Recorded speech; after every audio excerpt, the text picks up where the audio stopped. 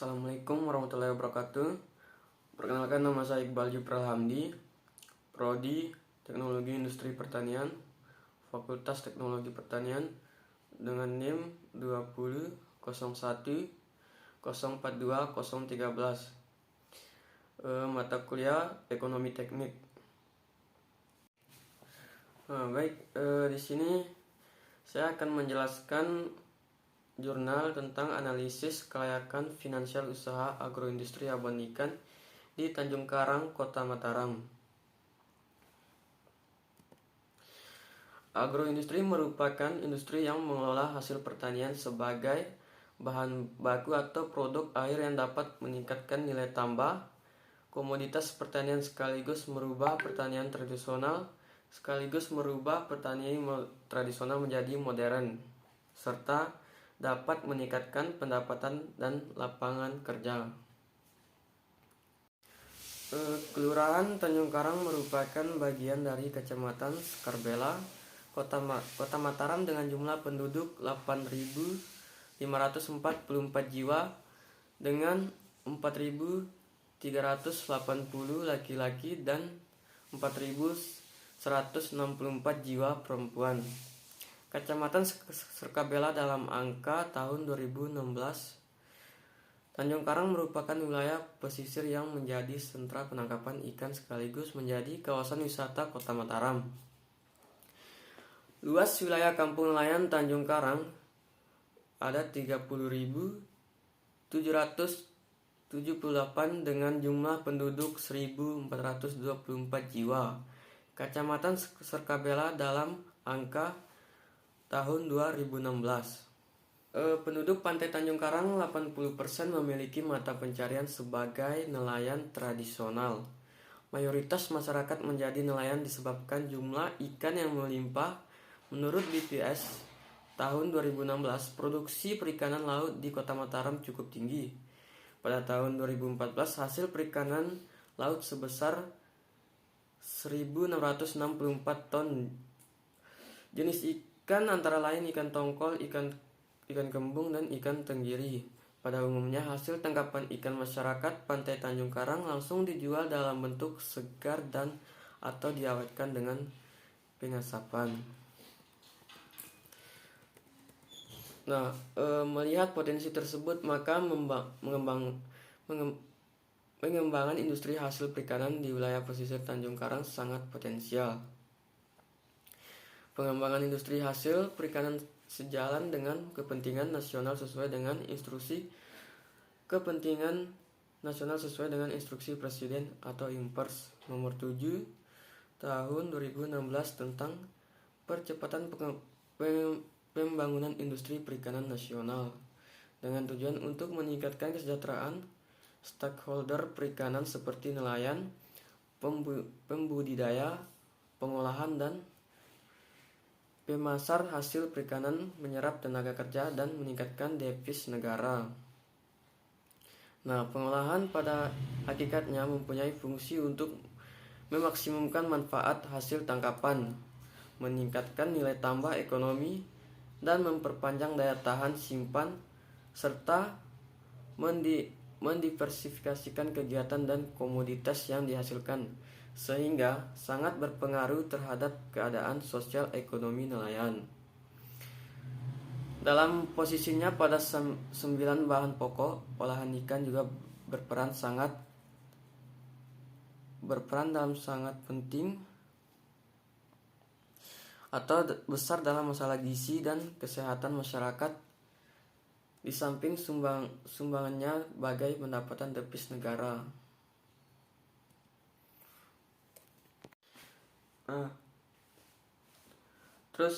Di sini ada metode penelitian.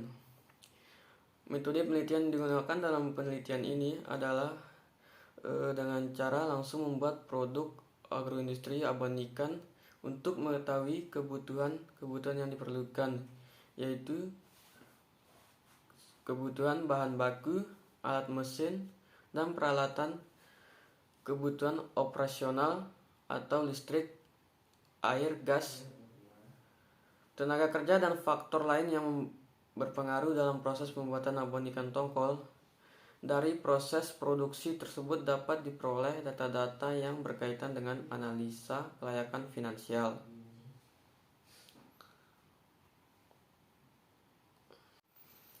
Nah, terus di sini ada metode pengolahan data. Dalam melakukan analisis kelayakan finansial ada beberapa indikator atau kriteria yang perlu dipenuhi antara lain, yaitu analisis break-even point atau BEP, net present value atau NPV, instrumental rate of return atau IRR, net benefit cost ratio, dan payback period. Masih dalam metode pengolahan data, yang pertama break-even point atau BEP. Menurut Pujawan 2004, BEP adalah suatu titik jumlah produksi atau penjualan yang harus dilakukan agar biaya yang dikeluarkan dapat tertutupi kembali, atau nilai di mana profit yang diterima adalah nol. Terus yang kedua, net present value atau NPV.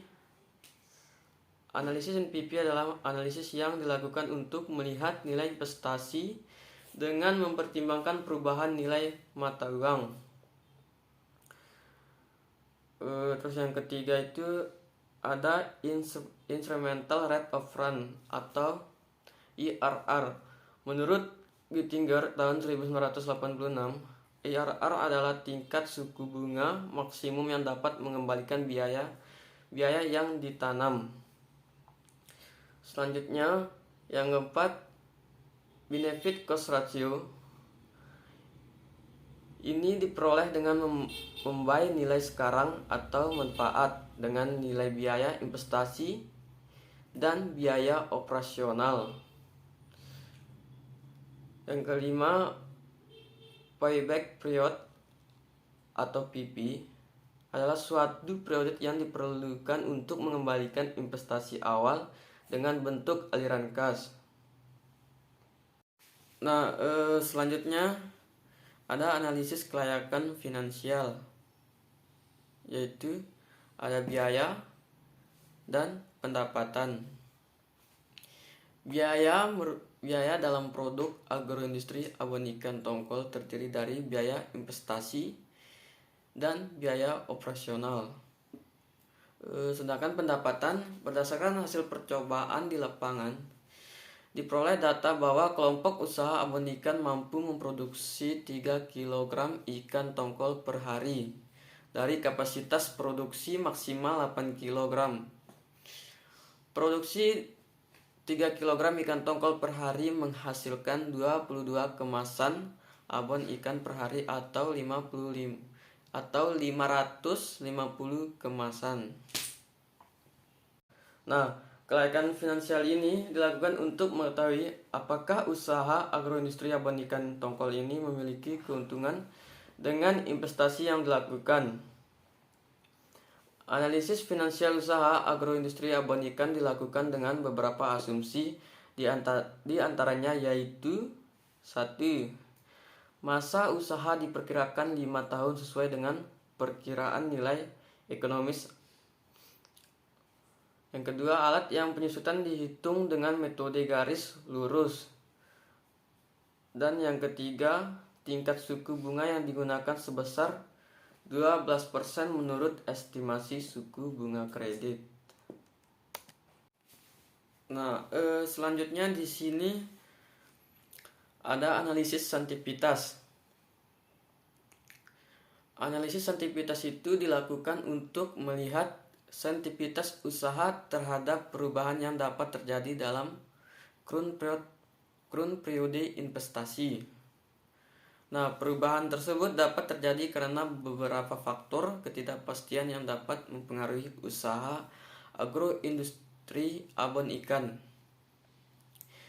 Faktor yang pertama itu tersebut antara lain meningkatkan harga bahan baku dan turunnya harga produk. Nah, pada analisa saintifitas produk agroindustri abanikan dilakukan 3 skenario yang mungkin terjadi. Skenario 1, kenaikan harga yang mempengaruhi produksi, sedangkan pendapatan tetap. Skenario 2, harga yang mempengaruhi produksi tetap tetapi pendapatan turun. Skenario 3, harga yang mempengaruhi produksi naik dan pendapatan yang turun. Baik, mungkin itu saja yang dapat saya sampaikan dari jurnal. Lebih kurangnya mohon maaf. Wabillahi taufiq walhidayah. Wassalamualaikum warahmatullahi wabarakatuh.